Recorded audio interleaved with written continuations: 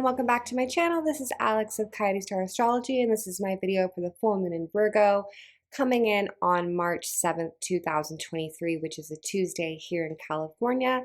However, please do adjust for your current location on the planet as that time and date may change. So this is an interesting full moon. It makes me honestly feel cross-eyed. There's a lot of very interesting energies in the air, and even though it is a full moon in Virgo, honestly, to me, it feels kind of more like a Pisces full moon because, as you'll see while we go through this, pretty much all roads lead back to Neptune in this chart. And when we look at what Neptune is doing, things get a little bit confusing. But we are still in Pisces season. This has been a really special Pisces season. So we're still sort of wading through the dreamlike quality of this final month of the astrological year, getting ready for Aries season, which, as we've discussed, this year is going to be really powerful because we have Jupiter in Aries, which is going to magnify everything. So we've got some big shifts up ahead. We have some big shifts happening each week as we get closer to Aries season. We have Saturn changing signs actually the day of this full moon. And then we have Pluto changing to Aquarius at the end of the month on March 23rd. And Pluto is now starting to square the nodes as well. So there is this feeling of change in the air, this mounting intensity, getting ready to shift gears, but we're still in this Pisces season and we're still honestly cleaning up and wading through the Mars square Neptune energies, which I feel this full moon in Virgo is actually going to illuminate probably the most for people. So let's talk about why I say that. Again, full moon is in Virgo. Now, the ruler of Virgo is Mercury, so we want to look at what Mercury is doing, and Mercury is in Pisces. Now, this is a bit of an issue because Mercury is at fall or at detriment in Pisces. The planet is said to be at fall when it's transiting in the sign opposite to the one it rules or the one it would prefer to be in. Mercury would really prefer to be in Virgo. However, it's in the polarity, which is Pisces.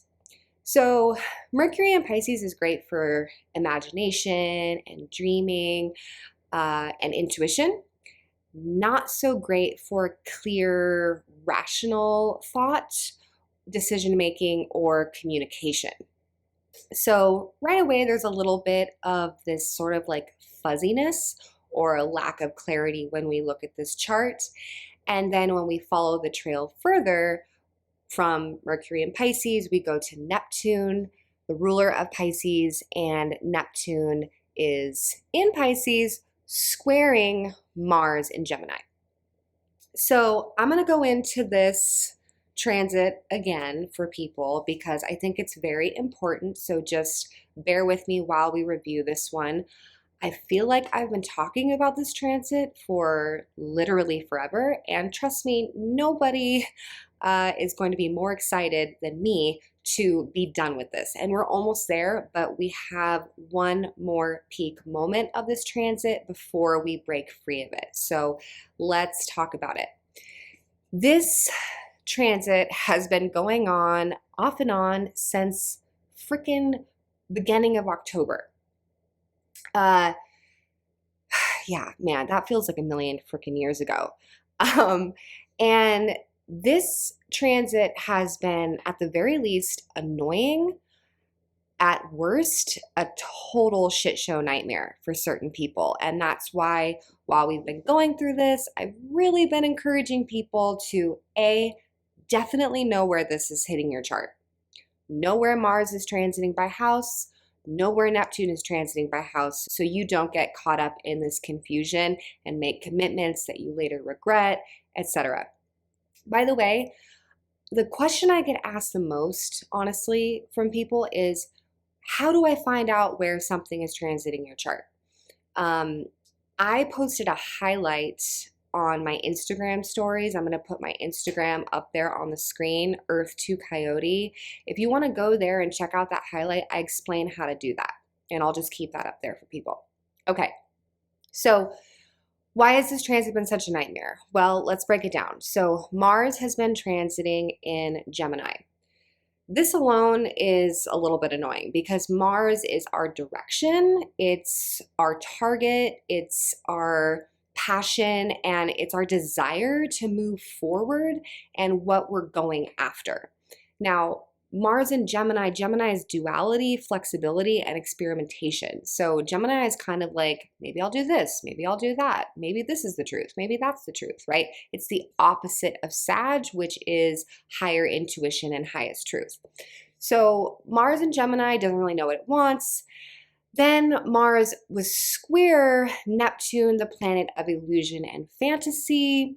Neptune can definitely create a mirage, and especially because of a square aspect, which is going to bring out the worst of Neptune, we can even find the deceptive or hysterical nature of this placement coming through there. This can be like betrayal or somebody having unpure intentions, or simply thinking that a situation looks one way only to find out later that it's not. Dangerous.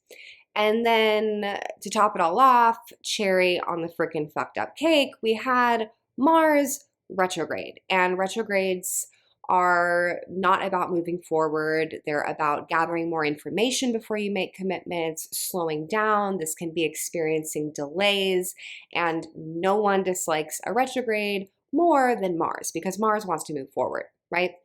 So this transit has been going on off and on for each one of us in a different area of our chart for the last few months, and Mars and Neptune made a few exact squares over the course of this transit. And the dates of that peak intensity that could have caused confusion would have been October 10th to October 14th, right during the retrograde station on October 30th, which happened to be right in the middle of those scorpionic eclipses. November 17th to November 22nd, and now we are preparing for our final Neptune square Mars pass. Mars is here at 21 degrees, Neptune is here at 24. So you can see the two are pretty close and technically squaring already during the full moon, but this is going to tighten and increase. So these dates that I'm about to give you are probably the most important. Although I do suggest looking back at the other ones to see sort of what was coming up, if you can remember. So right around the bend, March 12th to March 18th. That is going to be the final square off of those two. This is where things can get confusing again. This is where we can have a theme that's been running that may have been deceptive, illusory, or confusing in nature come up again. It can kind of like circle back to close out. And this is also where we may like break free or sever from these energies. When Mars finally gets into Cancer at the end of the month, we can all breathe a sigh of relief because then it's going to get a stabilizing trine from Saturn, thank God. But until then, we have to really be careful as we navigate this last square because this can be, people can get weird out there, man. And I mean, for some of us, this transit may have just brought in a little bit of confusion. I'm not exactly sure how this is going to end up, or I want to go here and then wait, never mind, I want to go there. For other people, this could have really brought in some strange ideas. You may have seen some people kind of making decisions where you're going, that's an interesting choice. Or it could really bring out the more manipulative, deceptive quality. There are some traditional astrologers that actually consider Neptune to be one of the worst malefics in the sky because of the nature of that deceptive quality. This is where somebody can make a really bad decision or a foolish decision, such as leave a stable marriage for somebody that they just met only to find out like a few months later that this person, was just kind of a fantasy or something like that. Neptune can have definitely some disastrous consequences, and we can be scratching our head at the end of a Neptune transit going, what the fuck was I thinking, right? So always good to use caution when we know that Neptune is doing something kind of weird in the skies, and wait until we sort of sober up and we get out of the influence of that Neptune haze in order to sort of navigate where we're going, if we can. So yeah, so we've got Neptune square Mars, and Mars is in Gemini. Gemini connects back to where? Mercury in Pisces. Mercury in Pisces connects back to Neptune. So you can kind of see all these roads are leading back to this Neptune here. Similarly, Saturn will change signs and move into Pisces the same day as the full moon on March 7th. So let's talk a bit about that. You'll definitely want to know what house Saturn is changing signs in your chart. I like to tell people that this is like Saturn changing costumes in that area of life. So there may be this Piscean element that comes through whatever house Saturn is transiting and the concepts and circumstances that are governed by that house. So Saturn is, of course, we all know who Saturn is at this point, hopefully. Structure, discipline. This is where we are to be focusing and streamlining our energies. And this is where we are to be putting in work. And we always want to know where Saturn is by sign and by house, because these outer planets like Saturn, Jupiter, Neptune, Uranus, and Pluto, these are the planets that make up the essence and the flavor of our year. Whereas the smaller inner planets like Mercury, Venus, Mars, those make up the flavor and essence of our month. So if you want to look at what is this year going to be like for me, where am I going to be focused? Where am I going to be challenged? Where am I going to be maturing and learning big, big lessons? Look no further than Saturn and, of course, Pluto, etc. But Saturn is really where we're going to be focused. It's definitely where we may feel blocked at certain points and have to push past resistance or encounter difficulty. Now, Saturn in Pisces will bring in some Piscean themes, and Pisces rules things like imagination, altered states of reality, of course, spirituality, creativity, art, music. Pisces is where we flow and where we are connected to the divine. It also rules things like faith and belief systems. So having Saturn move into Pisces, for one, many may find themselves interested in putting more focused or disciplined efforts towards their spiritual practice or some element of spirituality. Saturn in Pisces to me directly translates to structuring the ethereal. Saturn structuring Pisces ethereal, or grounding the spiritual, grounding the magic, right? So Saturn into Pisces may have us feeling more serious or like getting more disciplined or structured around something that is sort of nebulous usually. It can also bring in some harsh lessons around escapism, illusion. Again, we have this Neptune theme, and addiction for some people. So Saturn into Pisces almost feels like the end of illusion, when certain deceptive things in the collective may come to light. But definitely check out where this is transiting your chart. Saturn will be in Pisces until 2026. I am so happy to say goodbye to Saturn in Aquarius, you guys. You have no idea. And on that note, if you are born in 1993 to 1996 or 1964 to 1967, this is the signaling of your Saturn return. So congratulations. Okay, so let's see. What else do we have to talk about? Well, I did also just want to mention that over this last week, we had a very powerful conjunction between Jupiter and Chiron. Venus was there as well. But Jupiter and Chiron, that conjunction, I feel like that was really what a lot of people felt. And this again connects back to Mars because Mars rules Aries. Mars is in Gemini, connects back to Mercury. Mercury is in Pisces, connects back to Neptune. So you see what I'm trying to say. This is a Neptunian chart. It's wild. So anyways, Jupiter conjunct Chiron. Well, Jupiter is a magnifier, right? Jupiter makes things larger than life. Chiron is a wound that we carry, and Chiron wounds are very, honestly, they're kind of elusive. They're often a blind spot because Chiron wounds are raw. They are very raw to feel, they're raw to see. And sometimes when we don't want to see something or feel something, we sort of bury it in our subconscious, right? So that's why the Chiron glyph is a little key. This is something that we have to unlock with our awareness in order to get the gifts on the other side. So Chiron has been transiting the same area of your chart since about 2021. So this area of your chart around 14, 13, 12 degrees of Aries has been activated for quite a while and has been going through a healing process.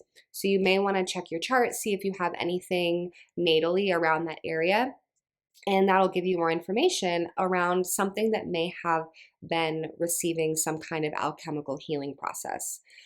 Jupiter came around and magnified this over the last week or so. And this could have also, of course, magnified the shadow of Aries, which can be things like self-orientation, self-centeredness, rage, anger, frustration, impatience, impulsivity. It's very combative, right?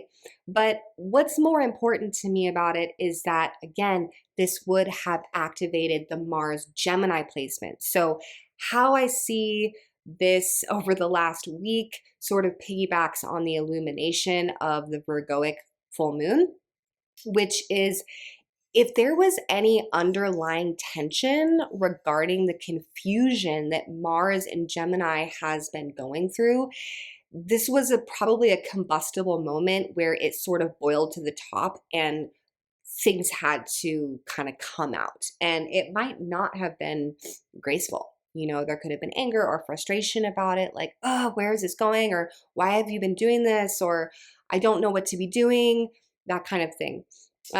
It could also, though, have with that Chiron healing element, it could have brought in the positive side of Aries as well as a form of healing. And this could have been things like the courage or bravery to take initiative or set a boundary, the desire to forge ahead with a passion project, fiery thoughts and perspective with strong boundaries around what is desired and not desired, right?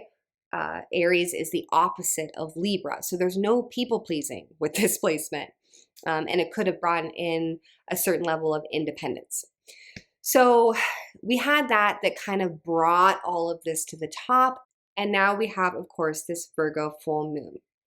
By the way, this can be fun to look into. This full moon has connections to the new moon in Virgo that was at the end of August on August 26th. Believe it or not, Mars had just entered the first degrees of Gemini back then. Can you freaking believe that? Mars has been in Gemini that long. So you may want to look back around that new moon on August 26th to what seeds were being planted back then that you're seeing come to fruition now. Virgo also rules the connection between the mind and the body, the energetic body and the physical body, and all aspects of holistic health and healing. So this could also be an illumination around the health of something.